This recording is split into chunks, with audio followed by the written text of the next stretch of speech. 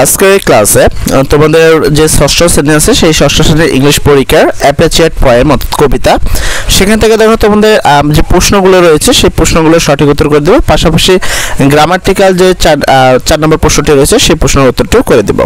এছাড়াও এই বাংলা পরীক্ষায় বাকি ইংলিশ পরীক্ষার বাকি সকল প্রশ্নের মধ্যে সঠিক উত্তর কিন্তু অলরেডি আমরা আমাদের এই চ্যানেলে আপলোড করে দিয়েছি।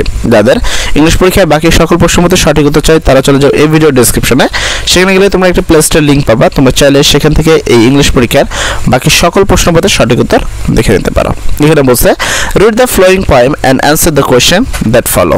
এখানে a dream within a dream, এখানে এই কবিতাটা কে লিখছে? বাই এডগার অ্যালান পো। এখানে দেখো take this kiss upon a brow and in parting from you now thus much let me avow you are not wrong who dream that my days have been a dream.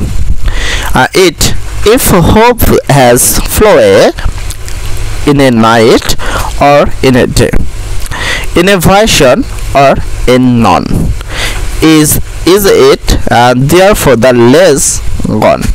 এই ছিল তোমাদের কবিতা। কবিতা থেকে first প্রশ্ন তোমাদের যেটা ছিল, what does the speaker say about their days in the poem, মানে কবিতায় তাদের দিনটা কেমন যাবে। এবং 2 নম্বর প্রশ্ন ছিল what does the speaker question about the hope in the poem। 3 নম্বর প্রশ্ন ছিল what does the speaker think about the nature of reality। 4 নম্বর প্রশ্ন ছিল what is the poem's main idea about dreams। 5 নম্বর প্রশ্ন ছিল what does the speaker say about the kiss at the beginning of the poem। এবং আমি যেমনটা বললাম যে আমরা গ্রামারের 4 নম্বর প্রশ্নটিও করব, যেখানে তোমরা এখানে দেখো লিখছে read the flowing passage and rewrite the right form and verb. এখানে রাইট ফর্ম অ্যান্ড ভার্ব রয়েছে। এখানে টোটাল 10টি প্রশ্ন রয়েছে এবং এখানে দেখো তোমাদের কিছু অপশন দেওয়া রয়েছে। এখানে এতে দেওয়া রয়েছে ইট। শুধু এইগুলোর সাথে তোমাকে জানতে হবে যে কার সাথে আইএনজি হবে, কার সাথে ইডি হবে, কার সাথে কোনো কিছু হবে না, কার সাথে এস বাই এস হবে, সেই বিষয়গুলো তোমাদের জানতে হবে। ফার্স্টে ইট রয়েছে, তারপরে অ্যাট রয়েছে, তারপরে দেখো এখানে গো বলা হয়েছে, ডিতে লার্ন, ইতে রাইট, তারপরে ফিল, তারপরে ফিনিশ, রিড অ্যান্ড ওয়াচ। এইগুলো মেনটেন, এইগুলোর মধ্যে সঠিক উত্তর কি হবে? সেক্ষেত্রে চলো আমরা এই প্রশ্নের সঠিক উত্তরটিও দেখে নেই। 4 নম্বর প্রশ্নের উত্তর দেখে সেক্ষেত্রে আমরা লিখবো অ্যান্সার টু দ্য কোয়েশ্চেন 4। কোশ্চেনের উত্তরটি কি হবে? Rahul wake up early morning every morning he start his day to by brushing his teeth and eating the healthy breakfast. Yesterday he ate punch.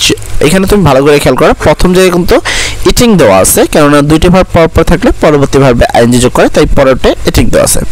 এবং তোমাদের 2 নম্বর প্রশ্নের উত্তর হবে অ্যাট, কারণ এটা হলো এস্টারডে আছে মানে গতকাল, গতকাল মানে প্রিভিয়াস বা অতীতের কোনো কথা, সেক্ষেত্রে অ্যাট বসে। 3 নম্বর বলছে ওয়েন্ট, যেমন এটা যদি অতীতের কথা হয় তার মানে পরবর্তী সবগুলোই অতীতের কথাই হবে, তাই এখানে এটা অতীত, তাই এখানে গো এর অতীত হলো ওয়েন্ট। তারপরে হলো লার্নের হলো অতীত হলো লার্নড, তাই এখানে এগুলো পাস্ট ফর্মে বসানো হয়েছে। তারপরে যদি তুমি তার পরবর্তী প্যারায় দেখো, সেখানে বলা হয়েছে রাইট, এখানে হবে রিড, তারপর হবে ফিল, এগুলো কিন্তু প্রেজেন্ট ফর্মে রয়েছে। কেননা এখানে দেখো বলছে ইন, এখানে ভালো করে যদি তুমি খেয়াল করো কেন এটা প্রেজেন্ট ফর্মে বলা হয়েছে তার কারণটা কিন্তু এখানে আছে। ইন দ্য আফটারনুন রাহুল, মানে ইন দ্য আফটারনুন মানে এই আফটারনুনে বা আজ বিকালে, ঠিক আছে? তো আজের কথা হলো প্রেজেন্ট টেন্স, তার মানে এখানে সকল কিছু প্রেজেন্টেশন করা হয়েছে। হয় এখানে এস বাই এস যুক্ত করতে হবে, আর না হলে যেভাবে আছে সেভাবে। যেমন প্রথমটা রাইট ছিল, রাইডই আছে। 2 নম্বর ফিল ছিল, ফিলই আছে। 3 নম্বর দেখো ফিনিশ ছিল, যার সাথে ইএস করা হয়েছে, কারণ রাহুল একজনের নাম যেটা থার্ড পারসন সিঙ্গুলার নাম্বার, এর জন্য ফিনিশ লেখা হয়েছে। এবং পরবর্তী 8 নাম্বার হ্যাজ বিন রিডিং লেখা হয়েছে। তারপরে তোমার আই নাম্বার হলো ওয়াচ, এর সাথে ইএস লাগানো হয়েছে। এবং যে নাম্বারে মেনটেন ছিল তার সাথে একটা এস লাগানো হয়েছে, কারণ না এই সবগুলোতেই সাবজেক্ট হি ছিল এবং হি হলো থার্ড পারসন সিঙ্গুলার নাম্বার। তো এই হলো তোমাদের 4 নম্বর প্রশ্নের সঠিক উত্তর। যদি বুঝতে কোনো সমস্যা থাকে তাহলে অবশ্যই বলবো। এবার আর একটি কথা, তার আগে আমি 3 নম্বর প্রশ্নের উত্তরটি দেখে নেই। টু দ্য কোশ্চেন 3, ঠিক আছে? তো অ্যান্সার টু দ্য কোশ্চেন 3 লেখার পরে আমরা ফার্স্ট প্রশ্নের উত্তর লিখব the speaker say that the dress is like a dream, ঠিক আছে? এটা স্পিকার বলেছে।